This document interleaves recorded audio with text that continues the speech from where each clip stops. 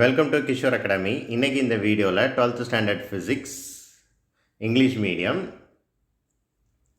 Example 3.15 என்ன அப்படிங்கிறது என்ன செய்ய போகிறோம் பார்க்க போகிறோம். Compute the magnitude of magnetic field of a long straight wire carrying a current of 1 ampere at a distance of 1 meter from it. Compare it with Earth's magnetic field. அதாவது 1 ampere கரண்ட்டோட value வந்து 1 ampere இருக்குது. Distance radius வந்து distance இல்லை, radius வந்து 1 metre. So அப்படி இருந்துச்சு அப்படின்னா ஒரு ஸ்ட்ரைட் லாங் வயர் வந்து இப்படி இந்த வேல்யூவோடு இருந்துச்சு அப்படின்னா அதோட மேக்னெட்டிக் ஃபீல்டு எவ்வளோ இருக்கும் அப்படிங்கிறது கண்டுபிடிக்க சொல்லியிருக்கிறாங்க. ஸோ மேக்னெட்டிக் ஃபீல்டு கண்டுபிடிக்க ஃபார்முலா இதுதான், μ0I/2πr.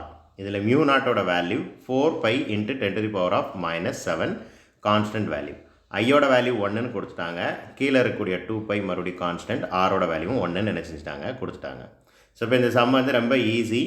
ஸோ இந்த 1ம் இந்த வேல்யூ கூட 1 மல்டிப்ளை பண்ணால் இதே வேல்யூ தான் கிடைக்கும். இங்கேயும் 2π கூட 1 மல்டிப்ளை பண்ணால் அதே 2π தான் கிடைக்கும். ஸோ மொத்தத்தில் இந்த 1 என்ன செஞ்சிடலாம், அல்லது இந்த 1 கேன்சல் பண்ணிடலாம்.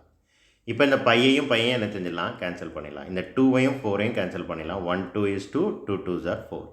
இப்போ 2 × 10⁻⁻7 டெஸ்லா. இதுதான் மேக்னெட்டிக் ஃபீல்டு. இதுதான் ஃபர்ஸ்ட் கொஸ்டினுக்கு ஆன்சர்.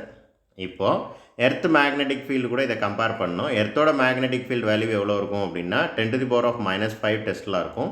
இது 10⁻⁻7 இருக்குது. அப்போ இந்த வேல்யூவை விட இந்த வேல்யூ கம்மி.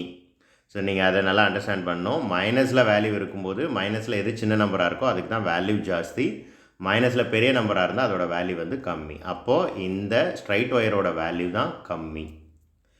So magnetic field of straight wire is 100 times smaller than எர்த்தோட magnetic field. That's all. Thank you.